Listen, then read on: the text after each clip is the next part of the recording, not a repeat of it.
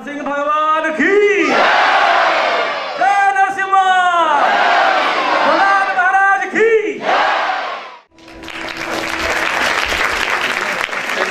ब्रह्मा ने अपने मन को श्री भगवान के ध्यान से पवित्र कर सृष्टि की रचना प्रारंभ कर दी।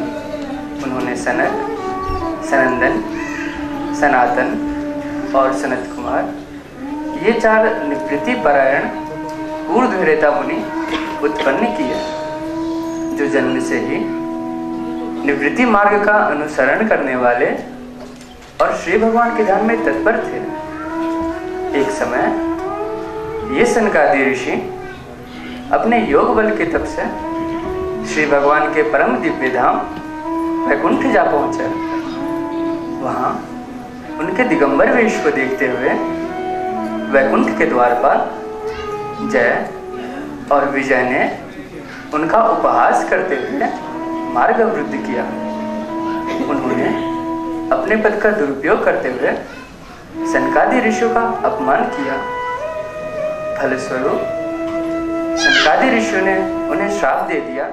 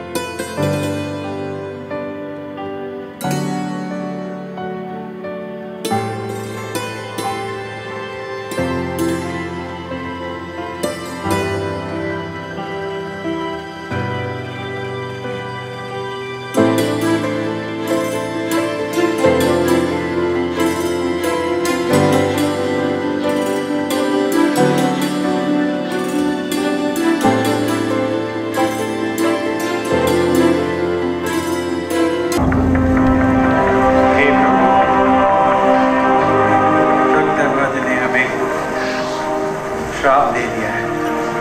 हम तो केवल प्रभु अपने कर्तव्य का पालन कर रहे हैं। क्यों न देव श्राप आपको? आप दोनों से वैष्णव अपराध जो हुआ है और इसका दंड तो आपको मिलना ही था। हे प्रभु, हमें क्षमा कर। हे सर्वेश्वर, हमें इस श्राप से मुक्ति दिलाई। ऐसा नहीं हो सकता विजय। ऋषियों के मुख से निकला हुआ श्राप धनुष से निकले हुए बाण की भांति होता है, जिसे ना तो रोका जा सकता है और ना ही पुनः लौटाया जा सकता है। जाओ, मन में किसी प्रकार का भय मत करो, तुम्हारा कल्याण होगा। सर्वसमर्थ होते हुए भी मैं इस श्राप को नहीं टालूंगा, क्योंकि मैं इसकी स्वीकृति दे चुका हूं। दैत्य योनि में मेरे प्रति क्रोधाकार वृत्ति रहने से तुम्हें जो एकाग्रता प्राप्त होगी। अब जय और विजय हिरण्याक्ष और हिरण्यकशिपु के बनकर दीति और कश्यप मुनि के पुत्र में उत्पन्न हुए। वे दोनों भाई अहंकारी तथा देवताओं के शत्रु थे। वे दोनों भाई बलवान तथा समस्त लोगों में आतंक मचाए हुए थे।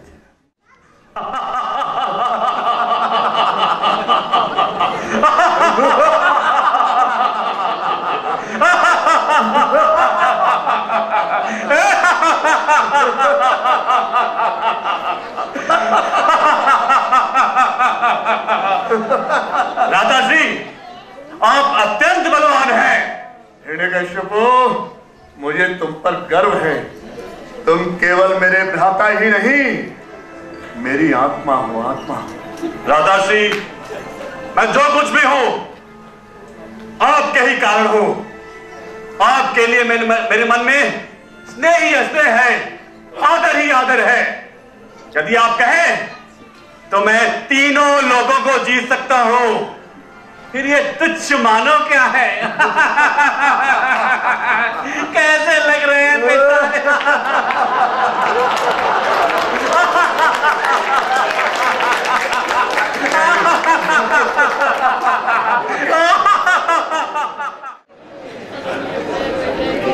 सृष्टिकर्ता ब्रह्मा लोक रचना में व्यस्त थे, तब पृथ्वी जल में डूब जाने के कारण रसातल को चली गई। तब पूर्ण पुरुषोत्तम भगवान श्री कृष्ण ने ब्रह्मा जी के नासा छिद्र से श्री वराह अवतार दिया और वहां से यज्ञ मूर्ति श्री वराहदेव रसातल को चले गए, जहां उन्होंने समस्त जीवों की आश्रयभूता पृथ्वी को पाया। तो दूसरी ओर हिरण्याक्ष युद्ध के अवसर ढूंढता हुआ स्वर्गलोक जा पहुंचा। इस प्रकार भयभीत उसे देखकर स्वर्ग के सारे देवता भय के कारण इधर उधर झुक गए। इस प्रकार भयभीत देवताओं को देखकर हिरण्याक्ष अति प्रसन्न हुआ और अपने प्रतिपक्षी की तलाश में वह रसातल जा पहुंचा।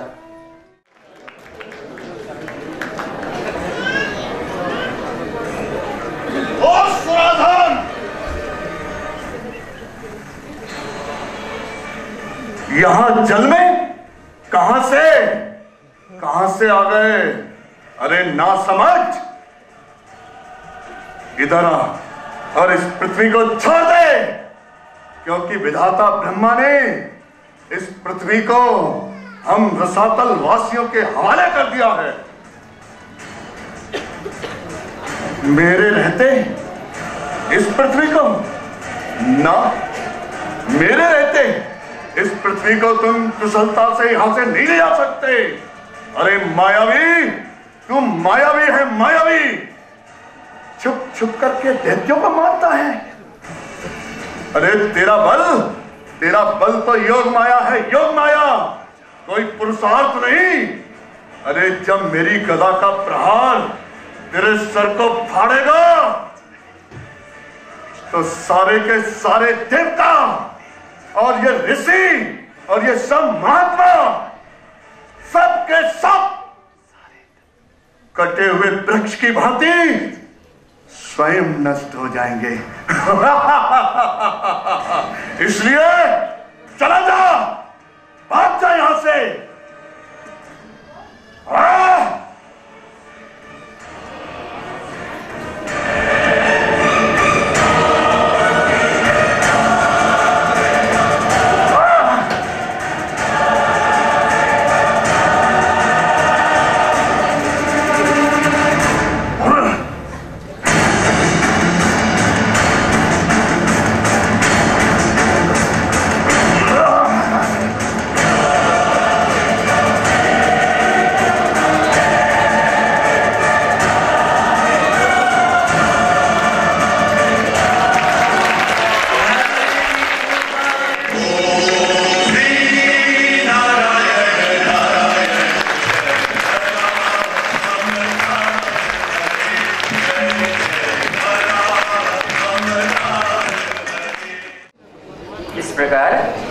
हिरण्याक्ष वध के पश्चात श्री वराहदेव अपने अखंड आनंदमय धाम को पधार गए। पृथ्वी का उद्धार करने हेतु वराह रूप धारण करने वाले श्री कृष्ण के इस हिरण्याक्ष वध नामक लीला को जो सुनता है वह अंत में श्री भगवान का आश्रय प्राप्त करता है। पृथ्वी पर भगवान के अवतारों की कथा जितनी बार कही सुनी जाए, पृथ्वी का वातावरण उतना ही शुद्ध और भक्तिमय होता है तथा इसी से समस्त प्राणियों का कल्याण भी होता है। अब अपने भाई की मृत्यु के पश्चात हिरण्यकशिपु क्रोध से जल भून चुका था। उसने घोर तपस्या करके ब्रह्मा जी से यह वरदान प्राप्त कर लिया कि वह न तो घर के भीतर मर सकता है, न घर के बाहर, न दिवस में, न रात्रि में, न अस्त्र से, न शस्त्र से, और अंततः न मनुष्य से, न पशु से। वरदान प्राप्त करने के पश्चात हिरण्यकशिपु ने श्री विष्णु को समाप्त करने की तो ठानी ही, और इसकी शुरुआत ब्राह्मण, वेद, गाय और वर्णाश्रम को उजाड़ने लगा। अब समय ने एक अलग ही करवट ली। एक और हिरण्यकशिपु जो इतना विष्णु विरोधी था, उसी के यहाँ उसके पुत्र के रूप में एक महान भगवत भक्त का जन्म हुआ। ओम नमो भगवते वासुदेवाय। ओम नमो भगवते वासुदेवाय।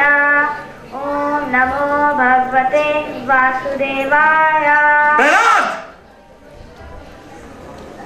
तू उसकी उपासना करता है जिसने मेरे भ्राता हिरण्याक्ष का वध किया।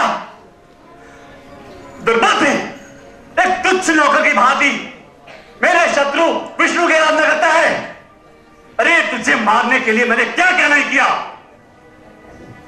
दैत्यों से तेरे शरीर को छलनी करना चाहा, विषैले सर्पों के बीच धकेल दिया, पर्वत से नीचे धकेल दिया, खौलते तेल के अंदर तुझे डाला, भूखा रखा, विष दिया, पर तू हर बार बच गया। मेरे सारे प्रयत्नों के बावजूद तू मरा नहीं। पिताश्री, यह मानव शरीर अत्यंत दुर्लभ है और इसकी प्राप्ति हमें भक्ति करने के लिए ही हुई है।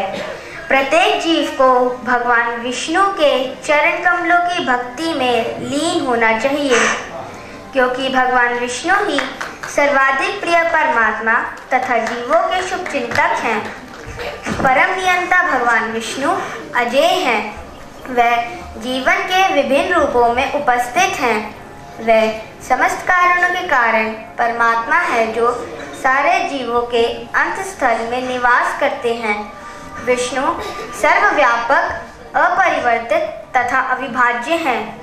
माया के आवरण से ढके रहने के कारण नास्तिक उन्हें अविद्यमान मानते हैं। यह ज्ञान भागवत धर्म कहलाता है और समस्त भौतिक कलमशों से मुक्त है। हो गया, बोल लिया और बोल। अभी तेरे दूध के दांत गिरे नहीं, पर चला पिता को प्रवचन दे रहे, प्रवचन दे रहा, लंबे लंबे प्रवचन दे रहा है। मूर्ख, तू जीवित इसलिए बचा कि मैंने तेरी मृत्यु का कार्यभार दूसरों को सौंपा, लेकिन आज तू नहीं बचेगा, क्योंकि तेरे और मेरे बीच आज कोई नहीं आएगा। कोई नहीं बचा सकता तुझे। आज ये संसार भी देखेगा कि कैसे एक पिता अपने पुत्र का वध करता है। बोलो, बोल।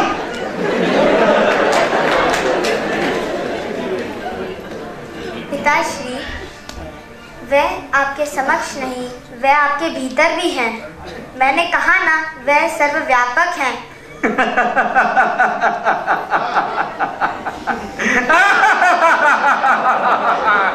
सर्वव्यापक?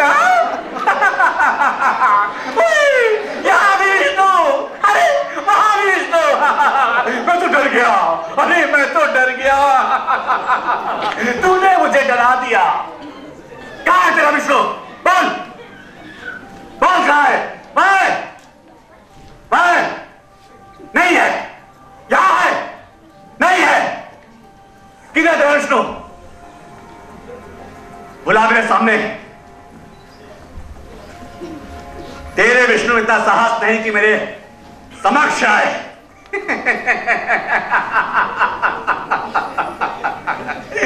विष्णु,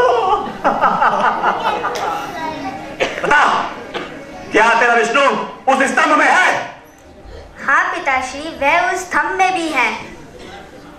उस स्तंभ में भी है?